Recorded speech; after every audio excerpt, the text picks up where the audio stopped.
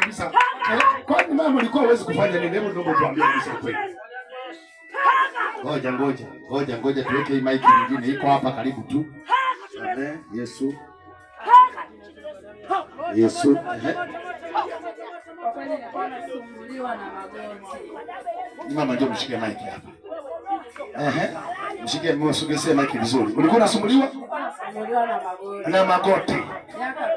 Miaka miwili. Kabisa. Ulikuwa unasikiaje magoti? Nilikuwa natembea kama vile nimechomwa miba, natembea. Nilikuwa natembea kama vile mbovu. Kama vile nimechomwa na miba. Kama vile kuna miba. Sasa hivi naomba tuambie, miba unaisikia au haipo kabisa?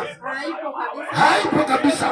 Sasa mimi unajua kitu kingine mama nikuulize. Mimi nimeona pale umedondoka. Hivi umekudondosha nani? Umedondokaje? Unadondokaga hivyo hivyo au unashangaa tu? Na unashangaa. Kwa hiyo sasa hivi unawe kwa kweli nimejisikia mwepesi. Mwepesi. Magoti hayaumi. Hayaumi. Yaani sasa niko hata kama wacha. Hebu na wewe jaribu kukimbia. Maana hayo magoti hayo inawezekanika ulikuwa unapata tabu. Jamani huyo mtu na hivyo alivyo mnene. Jamani mpe Yesu makofi. Ongeza basi jamani makofi.